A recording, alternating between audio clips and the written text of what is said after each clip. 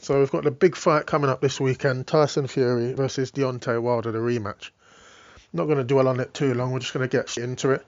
In terms of the betting, it's generally 10 to 11 for either fighter. The draw is around 20 to 1, 22 to 1 in places, but obviously being a heavyweight fight, we don't expect to see a draw. So 10 to 11 either way is pretty even. Same price for each. I do think if you look around, you can actually get evens on Fury. I've seen one bookie offering 11 to 10. Deontay Wilder's generally 10 to 11. So, they're pretty similar. The odds is generally the same for each, but some have Deontay Wilder as just slightly more of a favourite, just a slither. But, it's a 50-50. You can go either way. The two tactics are obviously Wilder is going to look to land the right hand. He was very patient against Luis Ortiz. He waited a long time. Eventually caught him in the middle rounds with a big right hand, and that was all she wrote. Ortiz couldn't recover from that, and that was the end of the fight. And then on the other side, we've got Fury, who we think is going to try and box his way to a points victory. Fury obviously has power there. He's a big man. When a man of that size hits you, you're going to know about it, but he's not known for being a big puncher. So I think generally his whole thing will be about staying mobile, being careful. He has a very awkward style, which is hard to work out for any fighter. It's generally thought that Fury had the boxing edge in the first fight. A lot of people say that Fury won that fight and was robbed, which is a fair enough narrative, going strictly by the points. But Wilder had him down. He was heavily down. It's one of the best recoveries ever in heavyweight boxing for Fury to get up and recover and carry on in the fight. He did very well, but the fact he was down, I think he was down on 2 occasions, shows that Wilder has the ability to get him down. And I think one thing people have missed also is that Wilder, that big right hand he landed on Fury, I mean, shots like that, they don't just come and go. You don't just get hit with them and then clear your head a bit and then that's the end of it. They can leave damage.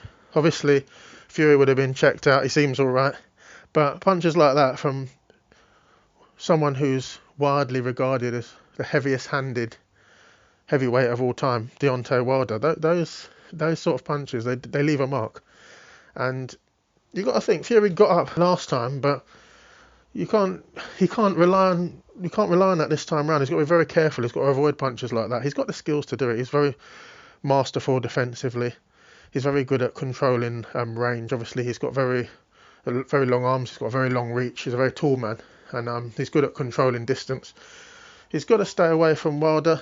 You've got to think that after a few rounds, Fury's likely to be ahead. Being the better boxer, being that little bit more awkward. Wilder doesn't mind losing rounds. He showed that against Ortiz. He waited. He let Ortiz win the first, several rounds. Halfway through, Ortiz was ahead. He won every round, I think, on the scorecard. But Wilder's just so confident that he can land that right hand. And when you've got that power, you can have that sort of attitude. You can wait for the right moment. When you detonate the right hand, it's going to be very difficult for your opponent to get up. So there's 2 ways it's going to go. Fury's either going to make it difficult, like he did for Vladimir Klitschko that famous night when he beat him on points and won the world heavyweight titles. It's either going to go that way. Wilder's going to struggle to get to him, and Fury will win on points. Or the other way is Wilder will land at some point in any one of the 12 rounds, and that will be all she wrote. I think if Wilder wins, it will be by knockout, because Fury, he's always going to be ahead on the scorecards, unless Wilder has a few 10-8 rounds. If he puts Fury down a couple of times, that's a way that he could win on points. But I think generally we've got to assume that Fury is going to have the edge in terms of points the longer the fight goes on. So Wilder either catches him or he doesn't. I think Wilder will catch him at some point, and it'll be a question of whether Fury can recover from that or not. If Fury, he's obviously changed trainer. He's changed to very restricted trainer, and he's looking for a different style, I think, on this occasion. Going with Sugar Hill Stewart. I think that's obviously telling us that he's trying to stay light on his feet. He's trying to improve his movement. I think maybe John Fury was instrumental in making that change as well. He wanted him to change to a serious, very well-regarded trainer. He obviously did very well with Ben Davison, but you know, it's thought that he needed something extra. He needed to take the fight extra serious, so they've made a change. And yeah, it's as simple as this: is Fury going to get caught or not? If he doesn't get caught, he's going to win on points. If he gets caught, is he going to be able to get up like he did in the first fight? I don't think so. I think Wilder lands clean. Look what he did to Ortiz. Ortiz was in serious trouble after that punch. You know, the effect of Wilder's right hands, that KO percentage, it's a very abnormal level of power, and that's not to be downplayed. And so Fury's got to stay away from that right hand. And can he do it for 12 rounds? Can he do it as he starts tiring? It's all very well staying mobile, and I understand he's trained to stay mobile and move, but you know, as you tire, legs get heavy, Deontay Wilder's stalking you, it's very difficult to say, oh, you're just going to block Wilder out, you're going to avoid all his punches. I think he's too skilled, and he's very good at waiting for the right moment. You know, he's very good at setting it up and waiting, and when he lands it, it's very hard to recover from. I'm going to side with Deontay Wilder on this, but it's literally 50-50. I don't think there's any value in the betting odds whatsoever. It's a question of betting on who you think is going to win, and that's it really.